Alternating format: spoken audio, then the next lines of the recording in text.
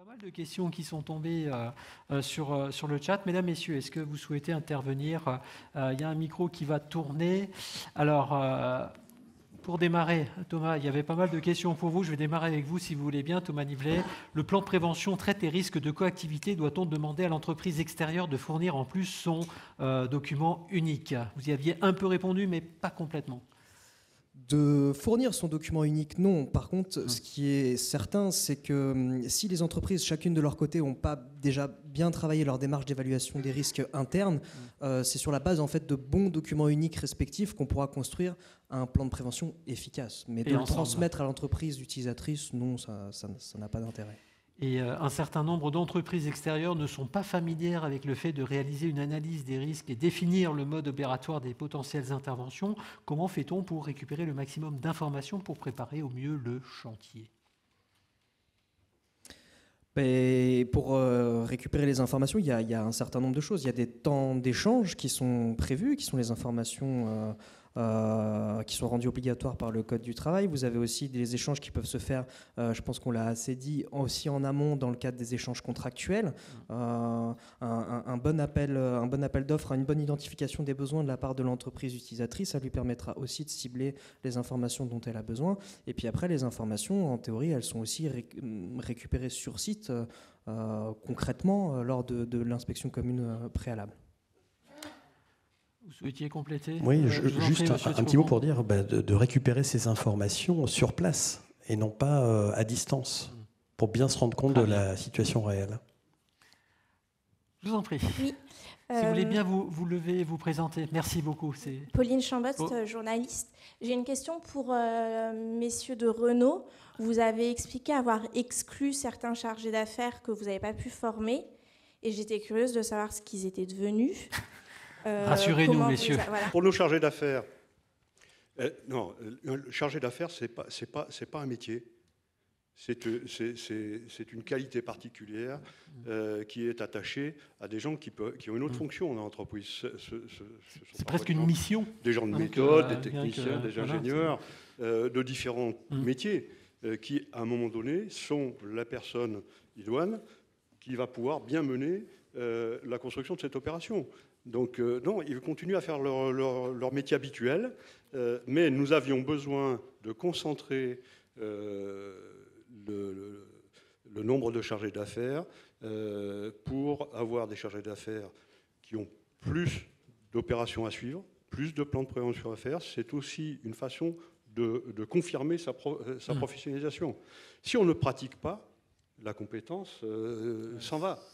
Voilà, la raison, elle était simplement celle-là. Je vous rappelle, plus de 200 chargés d'affaires à Cléon sur une seule usine, 3000 en France. Je pense qu'on est déjà bien doté. Après, le surplus était peut-être inutile. Voilà. Mais on l'a sûrement stratifié pendant certaines années. On est revenu à plus de cohérence. Il y avait une question, je reste avec vous, Monsieur Ploton, si vous voulez bien, puisqu'on nous demande si la formation des chargés d'affaires en 2022 a été co-construite et co-animée avec la CARSAT. Il me semble que... Absolument. Oui, mais... Alors là, je laisserai ensuite la parole à Michel Biville, parce que c'est une aventure permanente entre la CARSAT Normandie et nos usines de Normandie, donc Léon. Donc il y a un échange permanent qui se fait entre les deux organisations. Et l'opportunité que nous avions eue de progresser en 2016 s'est renouvelée avec une autre approche qui correspondait bien à notre besoin, c'est-à-dire professionnaliser encore mieux nos chargés d'affaires. De nouveau, on s'est réunis. La seule différence, c'est que nous avons souhaité élargir ce partenariat, comme je l'ai dit tout à l'heure, pour pouvoir avoir une force de frappe en matière de déploiement de la formation. Et donc là, nous cheminons à 3. CARSAT Normandie, Renault et lui-même au travers de son réseau de pôle formation. Merci. Vous vouliez... Monsieur Biville et Monsieur Clément? Je fais un complément donc, par rapport à ce qui a été dit sur l'usine de Cléon. Donc on a commencé en 2016 par la formation ARP, où on était centre de formation dont Delphine Lebris était formatrice pour les Renault et les entreprises extérieures. Et lorsque la CARSAT Normandie est venue nous voir en 2021-2022 pour nous présenter la nouvelle formation entreprise utilisatrice, tout de suite, j'y ai vu l'opportunité de vraiment de monter le niveau de compétences de nos chargés d'affaires. Donc aussitôt, j'y ai inscrit 2 techniciennes des conditions de travail, ce qu'on appelle chez nous les techniciennes HS2E, justement en avant-première des formations dispensées par la CARSAT Normandie pour connaître le niveau de ce qu'on y racontait et si c'était applicable chez nous.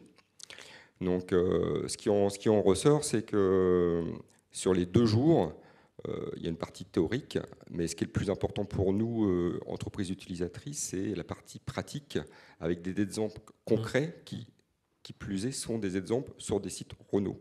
Donc qui permet vraiment de mettre en application ce que font au quotidien nos chargés d'affaires. Monsieur Clément, vous souhaitiez... Oui, c'est juste pour préciser, effectivement, c'est une formation qu'on avait développée à la CARSAT Normandie à destination des entreprises utilisatrices. Et quand Renault est venu nous voir en disant on veut que vous formiez nos 200 chargés d'affaires sur Renault Cléo, on a dit clairement on n'aura pas les ressources. Et quand Monsieur Ploton nous a dit moi c'est la formation que je veux mettre en place sur tous les sites Renault au niveau national, encore moins. Donc l'idée c'est vraiment effectivement cette formation pour pouvoir la déployer, on forme des formateurs, c'est pour ça qu'on a formé en fait l'UIMM qui en fait on leur a fourni notre déroulé pédagogique, nos supports de formation et l'idée, c'est qu'ils déploient notre formation. Voilà. Très bien. Est-ce qu'il y a d'autres questions dans la salle? Il y a des mains qui se lèvent. Pendant ce temps-là, je me tourne vers M. Triopont et M. Clément. Les activités de maintenance se caractérisent par leur incertitude. Cela n'est-il pas un frein, finalement, à la réalisation de modes opératoires détaillés? C'est subtil. Je ne vais pas dire que c'est une bonne question. Si, Vous pouvez. Oui, en fait, ce qu'il faut vraiment comprendre dans la démarche de prévention telle qu'on l'a présentée aujourd'hui, c'est justement la capacité à réagir au plus proche de l'intervention et pendant l'intervention pour réadapter en fait l'analyse de risque et les moyens de prévention adaptés. On ne peut jamais tout prévoir, c'est impossible par nature, et même lors d'une intervention qui est très courte. Alors d'autant plus si elle s'étale sur plusieurs mois. Et donc ce qui est important, c'est vraiment de mettre en place une organisation qui permet de réanalyser, de réévaluer au quotidien. Il y avait... Monsieur, je vous en prie. Oui, donc Luc Decos, du MAS, toujours. J'ai une question pour M. Nivet. Dans votre schéma, vous avez bien montré la partie document unique qui est propre à l'entreprise, la partie plan de prévention, et ce sont gérés par 2 textes réglementaires différents, mais dans nos entreprises, souvent, il y a un flou de l'interférence entre l'un et l'autre.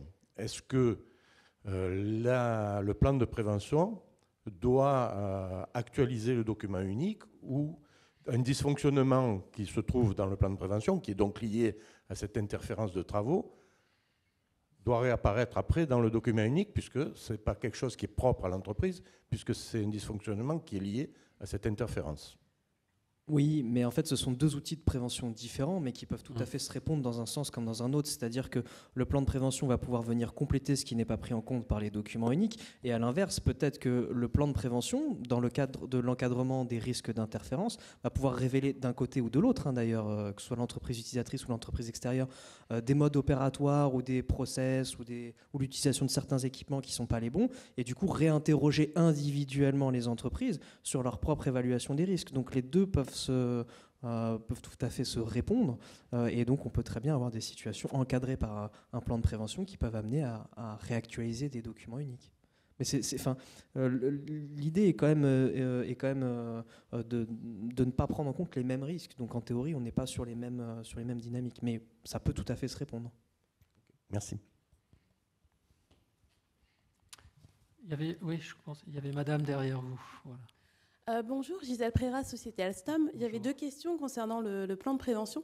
La première, c'était dans les situations où, justement, en tant qu'entreprise utilisatrice ou extérieure, on peut demander des documents comme des habilitations ou des permis. Je crois qu'il y avait une présentation qui en parlait rapidement. Du coup, ma question, c'est est-ce qu'on est autorisé à demander des informations qui peuvent des fois révéler des dates de visite médicale ou autres? Est-ce qu'il y a des limitations d'informations qu'on peut demander en tant qu'entreprise utilisatrice extérieure? Et du coup, j'enchaîne sur ma deuxième question pour le plan de prévention, parce qu'on a oublié de parler du process de signature des plans de prévention, où des fois, quand on le met à jour, quand on a beaucoup d'entreprises sous-traitantes, on peut avoir à récolter beaucoup de signatures qui peuvent prendre du temps. Donc, j'aimerais avoir un peu votre avis sur des bonnes pratiques pour justement fluidifier ce process. Merci. Merci. Première question, donc, sur on va appeler ça finalement le contrôle des habilitations de travail ou des formations aussi, hein, ça peut être ça. Non seulement c'est une possibilité, mais à mon sens, c'est même ça, de manière indirecte, c'est une obligation de l'entreprise utilisatrice de s'assurer que l'entreprise extérieure va faire appel pour l'intervention à des travailleurs qui ont les formations et les habilitations nécessaires à travailler. Donc ça fait quand même partie de son rôle de coordination de s'enquérir que de son côté, l'entreprise extérieure répond bien aux obligations réglementaires de formation, d'habilitation, etc. Même si, une fois que j'ai dit ça, je vais tout de suite m'enquérir de préciser que ça reste des obligations à la charge de l'entreprise extérieure de former son personnel et de s'assurer des habilitations qui vont bien. Souvent, on retombe sur les questions qui sont toutes un peu les mêmes, hein. La formation à la conduite d'engins, les habilitations électriques, l'autorisation de conduite, des choses comme ça. Donc ça fait quand même partie des obligations de l'entreprise utilisatrice que de s'assurer que de son côté, l'entreprise extérieure est raccord avec ça. Après, oui, dans certains cas, ça peut amener à ce qu'il y ait des informations qui soient transmises. Je ne suis pas un expert en la matière. Une date de visite médicale en soi, ça me semble pas être un élément couvert par le secret médical. Donc, si on est amené à avoir des éléments comme ça, ça me paraît pas dérangeant. Sur la deuxième partie de la question qui est sur la signature des plans de prévention, c'est effectivement un process qui peut prendre du temps. C'est un process qu'il faut intégrer. Ça fait partie de la démarche. Les plans de prévention, l'inspection commune préalable, l'évaluation des risques, l'inspection commune préalable avec l'ensemble des intervenants, c'est quelque chose qui prend du temps, mais c'est quelque chose qui doit être intégré par les entreprises, quelle que soit leur place dans l'opération, qu'elle soit entreprise utilisatrice ou entreprise extérieure. Oui, ça prend du temps, mais oui, c'est à faire. Si je peux me permettre juste un tout petit complément sur la première question, c'est que c'est d'autant plus vrai si l'entreprise utilisatrice est amenée à faire du prêt de matériel, chose qui, là aussi, doit être définie en amont de l'intervention, notamment au travers du cahier des charges, qui doit préciser clairement ce que l'entreprise utilisatrice est susceptible de prêter à l'entreprise intervenante, ou éventuellement, que ce soit en termes de matériel, ou également de fluide, d'énergie. Et donc tout ça, ça doit être précisé. Et donc derrière, oui, effectivement, il y a un certain nombre de choses à vérifier.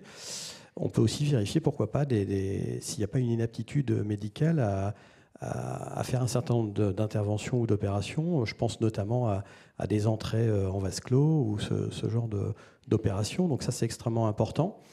Donc voilà, c'était le petit complément. Surtout que ça peut être répondre du coup aux obligations réglementaires, mais surtout si on a du prêt de matériel, au-delà des obligations réglementaires, pour chacune des entreprises, ça va aussi dépendre, ça va être des choses qui peuvent être imposées d'un point de vue contractuel par les compagnies d'assurance, notamment dans le cadre de prêt de matériel. Si vous commencez à prêter un FEN ou une nacelle sans vous être assuré que les intervenants extérieurs sont bien formés pour ça, en cas d'accident, l'assurance peut ne pas jouer derrière aussi. Donc il y a aussi toutes ces démarches-là à prendre en compte. Quant à la deuxième question, je la trouve particulièrement pertinente parce qu'on l'a sans arrêt quand on a une conférence sur le sujet, et la question du visa, de la signature. Bon, Thomas l'a précisé, oui, il faut inclure ce temps-là. Pour autant, il ne faut pas focaliser son énergie sur ces signatures. Ce n'est pas l'enjeu de la démarche, quoi. L'enjeu n'est pas d'aller décrocher la signature. Et on ne se dégage pas de sa responsabilité parce qu'on a fait, à un moment donné, signer un intervenant. Donc l'enjeu de la démarche, ce n'est pas de décrocher absolument la signature. Monsieur Vlotto. Oui, juste pour rappeler qu'une entreprise utilisatrice qui ne s'assurerait pas que les personnes qui vont évoluer chez elle ont qualification, compétences, habilitation en bonne et due forme, pour être mise en responsabilité. Donc là, il n'y a pas de débat. Bien sûr qu'il faut le contrôler. Après, sur le sujet plus particulier des prêts de matériel, moi, je vous indiquais le choix que nous avons fait. Pour toute la délicatesse de ce sujet, nous ne prêtons pas de matériel. C'est une méthode. Anne-Laure Fouilleul, vous avez parlé du camion qui est presque la deuxième maison de vos collaborateurs, collègues. Comment se passe la livraison de pièces directement dans le camion? Nous pose une question qui nous est posée par une personne. Est-ce que c'est une société qui fournit ce service? Comment ça marche? C'est ça. C'est une société extérieure en fait qu'on mandate qui vient chercher la veille à 16h les différentes pièces pour les différents camions. Et qui a pour objectif de livrer dans chaque camion. Donc ils ont les clés des camions avec les endroits des techniciens. Ils ont des puces GPS, je crois, et donc ils ont accès à où est exactement le camion, où ils ont des adresses. Donc ils savent qu'ils doivent être dans telle et telle rue, par exemple, en fonction des techniciens. Et donc ils doivent livrer les pièces dans le camion, donc ouvrir le camion, prendre les déchets et les pièces retour, mettre les pièces propres, refermer le camion avant 6h30 ou 7h le matin, pour que le technicien puisse prendre son camion à 7h et partir en intervention directement. Tout ça est planifié, structuré, exactement, organisé. C'est ça. Est-ce qu'il y a une dernière question dans la salle? Il nous reste quelques secondes pour clore. Je vous en prie. Bonjour, Corinne Dogan de la CRAMIF. Si vous voulez bien vous lever, s'il vous plaît. Si vous voulez. Merci Corinne beaucoup. Dogan de la CRAMIF. Je voulais savoir ce que vous pensiez en fait pour certains plans de prévention, les visites sont faites virtuellement, par vidéo.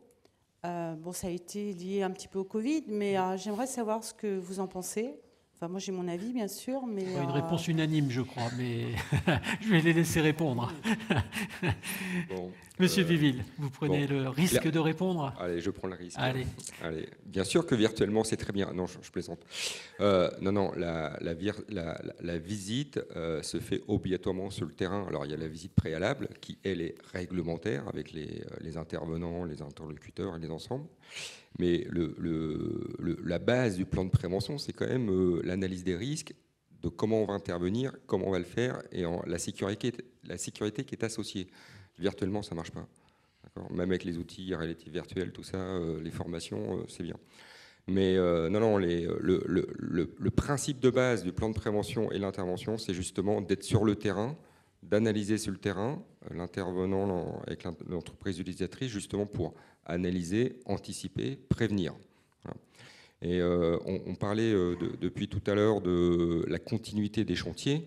Nous avons mis en place le bon d'intervention qui, tous les jours, permet d'avoir un suivi du chantier, de mesurer les aléas et d'arrêter les chantiers si nécessaire, de réanalyser si nécessaire, de reprendre le chantier avec les nouvelles analyses de risque, les nouvelles mesures de prévention. Et tout ça ne se fait que sur le terrain. Voilà. Ça peut se faire que sur le terrain. Le reste, ça ne sert à rien. La réponse est claire. Chère madame, messieurs, merci beaucoup pour vos analyses, vos contributions.